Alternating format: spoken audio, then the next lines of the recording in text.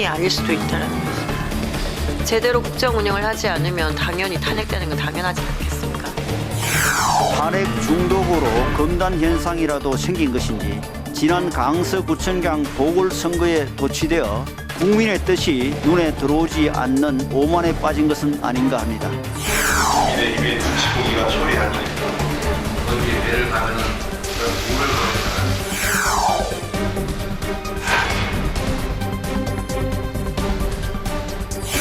상당히요. 저는 12월 말까지 당이 어떻게 변화할지 지켜보겠다고 했습니다. 내부 총질이라 이야기한다 그러면은 저는 다른 길을 모색하는 것은 당연하다 이런 생각을 합니다.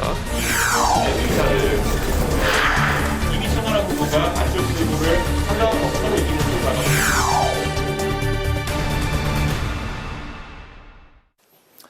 오늘 대통령실 국정감사에서는 긴축재정 공방과 간첩 발언으로 충돌이 벌어졌습니다. 또 박민 KBS 사장 후보자 인사청문회는 1시간 만에 파행돼서 논란을 빚기도 했는데요. 그 밖에 이준석 신당 창당설과 민주당이 꺼낸 탄핵 카드의 의미까지 오늘은 장해찬 국민의힘 청년 최고위원을 모시고 관련한 이야기를 자세히 나눠보겠습니다. 어서 오십시오. 반갑습니다. 안녕하세요. 네. 청년이시기도 하지만 유독 피부가 굉장히 좋으신 것 같습니다. 그런가요? 네. 반짝반짝 뭐 스튜디오가 이제 환하네요. 메이크업 덕분인 것 같습니다. 겸손의 앵커님이 말씀이죠. 이런 말씀하시는 거 처음 들어보는 것 같은데. 네. 실물이 훨씬 나으신 것 네. 같습니다. 네. 바로 그 질문 들어가겠습니다. 오늘 그 국회에서 대통령실 이제 국정감사가 열리지 않았습니까? 그 네. 국정감사 이제 보셨을 것 같은데요. 네. 내년 예산안 R&D 삭감 또 자녀 학폭 논란이 벌어진 김승희 전 의전 비서관 인사검증 부실 문제가 이제 핵심 쟁점이었는데 그 민주당의 김병주 의원이 대통령실 참모 중에 간첩이 있다 또 이런 이제 발언을 해서 이런 취지의 발언을 해서 설전이 오가기도 했습니다. 전체적인 그 국정감사 분위기 좀 어떻게 보셨을까요? 근데 사실 야당이 국정감사를 하면서 정부와 대통령실에 지적은 할 수 있다고 생각을 합니다. 네. 다만 두 가지 아쉬웠던 부분은 했던 말을 의원들만 바꿔가면서 또 하고 또 하고 또 하는 모습들. 방금 전에도 김대기 비서실장이 용산 대통령실 이전과 관련된 질문을 받으니까 똑같은 질문 받아서 똑같이 대답했다라면서 허탈한 웃음을 짓더라고요. 네. 이게 국민 세금으로 마련된 정말 귀중한 시간인데 야당 의원들이 자극적인 주제뿐만이 아니라 정책이나 대안과 관련한 질문에 분배가 좀 있으면 좋겠다는 아쉬움이 들었고요. 두 번째는 대안 제시가 다 빠져 있는 것 같습니다. 물론 국정감사에서 이거 잘한 거냐 잘못한 거냐 묻는 것도 맞지만 네. 지금 국회를 장악한 다수당인 더불어민주당 의원들이라면 이건 이런 방향으로 갔을 때 더 나아지는 것 아니냐 정도까지의 수준 높은 질의를 우리 국민들이 요구할 텐데 언론에 다 나왔던 그리고 제가 하루에 방송 3, 4개 하면요. 시사 프로그램에서 매일 지겹게 다루는 그 주제를 또 써먹고 있거든요. 그러니까 새로운 내용도 거의 없고 대안 제시도 못하는 국민들이 굳이 시간을 들여서 이 국정감사를 볼 의미가 있을까 싶은 장면들이 반복되는 것 같아서 그런 부분은 좀 아쉬움을 많이 느꼈습니다. 네, 새로운 내용이 없었다. 네, 알겠습니다. 네, 오늘은 박민 KBS 사장 후보자에 대한 인사청문회도 열렸는데 시작부터 그 야당 과방 의원들은 자료 제출 부실을 이유로 모두 퇴장을 했습니다. 여당 의원들만 청문회를 이어가다가 편파 진행이라는 이유로 1시간 만에 중단이 됐는데 또 장제원 과방 위원장이 고민정 의원의 신상 발언을 제지하면서 다툼이 벌어지기도 했는데 이번 사태 어떻게 보시는지 들어보겠습니다. 일단 저희 입장에서는 굉장히 뼈아팠던 청문회 중 하나가 김행 전 여가부 장관 후보자 청문회였습니다. 이유 여하를 막론하고 후보자가 청문회장을 떠나게 되면서 많은 질타를 받았고 결국 자진 사퇴로까지 이어지지 않았습니까? 네. 그때 제가 느낀 교훈이 여야 어느 쪽이든 이 신성한 청문회 자리를 박차고 나가는 것은 결코 국민들의 박수를 받을 수 없구나 하는 것이었습니다. 저희에게는 굉장히 뼈아픈 교훈이었는데 야당이라 할지라도 아무리 마음에 안 드는 게 있어도 그 귀중한 시간 다시 강조하지만 국민 세금으로 만들어진 시간이거든요.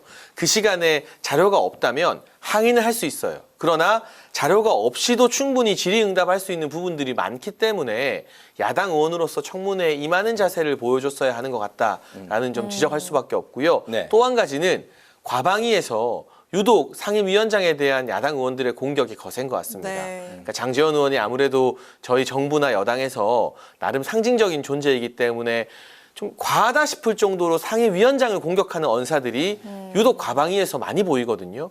그런 부분들도 이 문제의 본질과는 직접 관련이 없으니만큼 후보자 검증에 조금 더 에너지를 많이 쏟는 게 야당에게 필요한 태도가 아닌가 싶었습니다. 네, 내일 민주당이 의원총회를 열고 이동관 방통위원장 그리고 이제 한동훈 법무부 장관 탄핵 여부를 모레 이제 국회 본회의에 올릴지 이제 논의하기로 했는데요. 국민의힘이 이제 탄핵을 남용하고 있다 이렇게 민주당을 이제 비판을 했습니다. 민주당이 이렇게 검토하고 있는 요 탄핵 카드 좀 어떤 시각으로 바라보고 계실까요? 일단 한동훈 장관에 대한 탄핵안은 추진 못할 것 같고요. 이동관 위원장에 대해서는 방통위를 마비시킬 목적으로 이게 헌재에서 기각이 되더라도 네. 한 6개월 정도 이제 방통위원장 직무가 정지되면 방통위가 방송 개혁을 해 나가는 것들, 공정한 방송 질서 확립하는 것을 총선 전까지 막을 수 있으니 실리적 이익이 된다고 생각하고 추진할 가능성이 높지 않을까 싶은데 그랬다가는 국민의 회초리를 맞게 되겠죠. 정치권과 정당이 잘못을 할 수 있습니다. 저도 잘못하는 경우가 많고요. 저희가 잘못해서 강서구청장 선거에서 회초리를 맞지 않았습니까? 그 이후에 잘못했습니다 내려놓고 반성하기 위해서 여러 노력을 하고 있는데 네. 민주당은 탄핵과 관련해서 이상민 장관 탄핵안이 9대0으로 기각되는 뼈아픈 결과를 받아들었습니다만 그 무리한 탄핵 소추에 대해서 그 누구도 사과하지 않았습니다. 그리고 반성하긴커녕 제2, 제3의 탄핵을 추가로 논의하는 것은 마치 저희가 강서구청장 지고 우리 잘못한 거 없다. 우리는 또다시 이 기조 그대로 가겠다. 만약 그랬다면 지금 저희 국민의힘이 최근 같은 그래도 조금의 지지율 반등할 수 있었을까요? 더 혼이 나겠죠. 그런 모습을 지금 민주당이 보여주고 있는 것이기 때문에 제2, 제3의 탄핵을 논의할 때가 아니라 이상민 장관 탄핵이 9대0으로 기각된 것에 대해서 먼저 사과하고 반성할 때가 아닌가라는 말씀을 민주당 의원분들께 좀 간곡히 드리고 싶습니다. 네. 네, 이제 총선이 5개월 정도 남았는데 이준석 전 국민의힘 대표의 신당 창당설이 떠오르고 있습니다. 이상민 민주당 의원이 이 전 대표와 만남을 이후에 또 언론 인터뷰를 통해서 탈당 가능성을 시사를 했습니다. 비명계 인사들의 신당 합류 가능성까지 관심이 쏠리고 있는 상황인데 이준석 전 대표의 신당 창당 이게 현실화될 수 있을까요? 또 당내 반응은 좀 어떻습니까? 그런데 일단 비명계의 또 다른 축인 이원욱 의원은 이준석 전 대표를 최근 강도 높게 비판했죠. 인요한 위원장에게 영어 쓴 것은 정말 잘못한 일이다. 혐오와 분열의 정치다라고 비판을 했고 조응천 의원도 현재로서는 가능성이 없다고 선을 그었습니다. 네. 그러니까 비명계가 집단적으로 움직이기는 좀 어려워 보이고요. 신당 창당을 하게 되었을 때 자기 인생을 걸고 수도권이나 주요 지역구에 출마한 후보자들이 있어야 되거든요. 비례 전문 정당이 아니라면. 그런데 이준석이라는 간판을 믿고 현실적으로 수억의 돈을 써가면서 지역구에 출마할 후보자 인재풀들이 갖춰질 것인가. 여기에서 좀 회의적이고요. 저는 김종인 전 비대위원장도 아마 새로운 선택을 창당한 금태섭 전 의원 등과의 연대를 이준석 전 대표에게 주문했을 거라고 생각하는데요. 네. 아시다시피 이 전 대표는 다른 사람들과 뭔가 함께 도모하기에는 좀 역량이 부족하다는 게 많이 검증되지 않았습니까?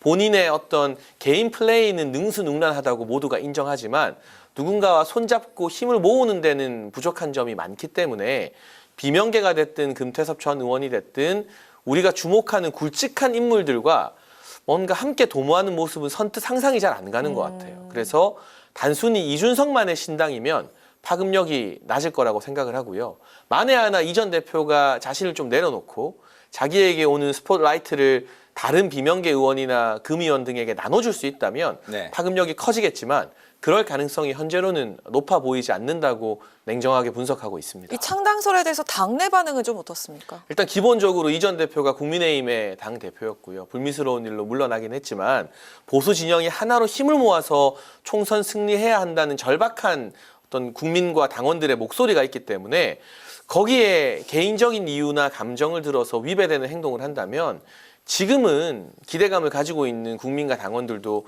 저는 실망할 거라고 생각하고 있습니다. 그래서 종래에는 인요한 위원장이 이렇게 노력하는 결과 그대로 이 전 대표도 이제 그만 사감을 풀고 대의 명분을 위해서 함께하는 그림이 만들어지면 좋겠고요.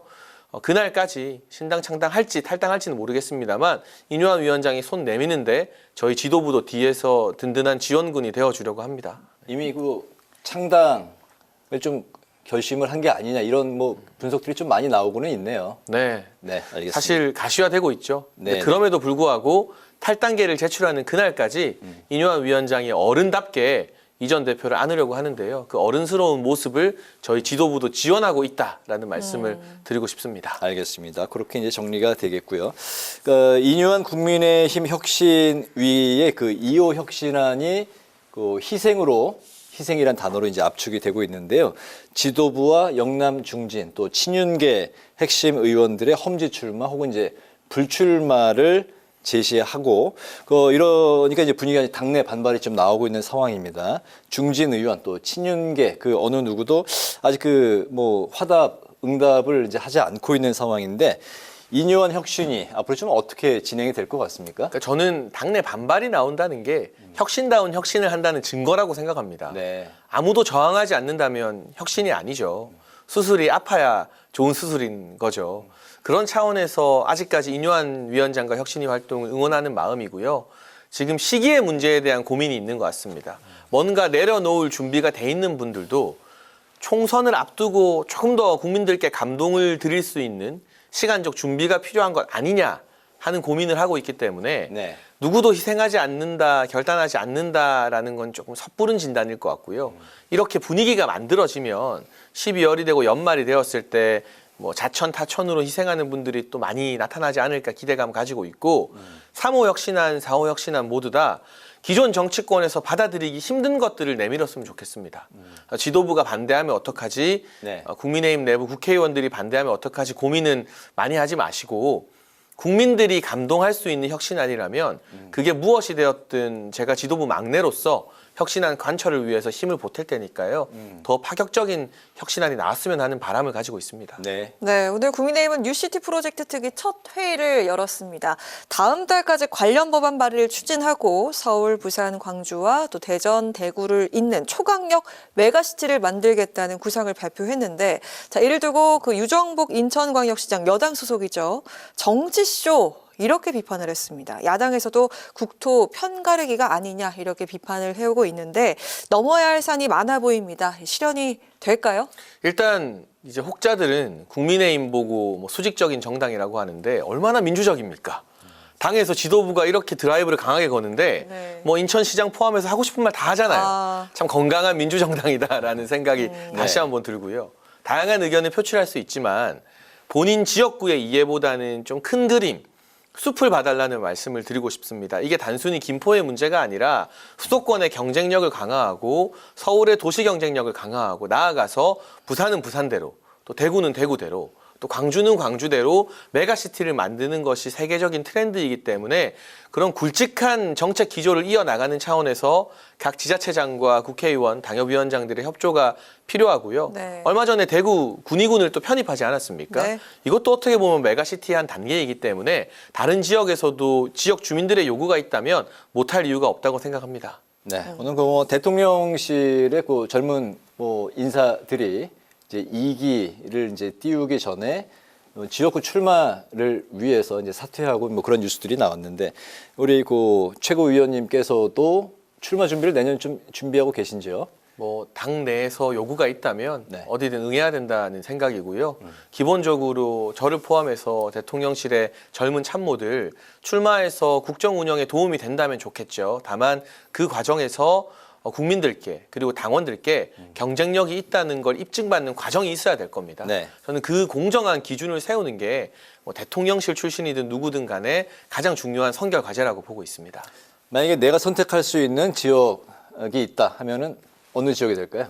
근데 저는 언제나 이 고향 부산에서 일하고 싶다라는 의견을 숨긴 적이 없는데요. 네. 지금 아직까지 공식 출마 선언을 하지 않은 것은 지도부로서 연말 연초까지 우리 당의 지지율 그리고 당의 여러 가지 어려운 부분을 극복하는 게 우선이지 제가 마음 먹으면 네. 진즉부터 부산 내려가서 사무실 차리고 현수막 걸고 할 수 있는데 단 한 번도 현수막 같은 거 건 적이 없거든요. 네. 그러니까 지금은 우리 중앙당의 지지율을 끌어올리는 게 우선이다라는 생각을 진심으로 하고 있습니다. 갑자기 사투리가 강해진 것 같은 그런가요? 느낌인데 마무리하니까 부산 얘기가 나오니까 아무래도 그런 것 같네요. 네. 네, 강행코도 좀 부산이죠? 네, 저도 부산이죠. 네. 알겠습니다.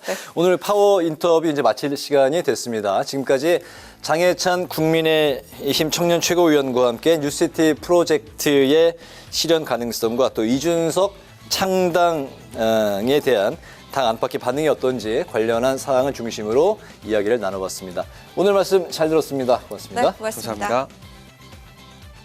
네, 오늘 국회 라이브 6는 여기까지입니다. 시청해주신 여러분 고맙습니다.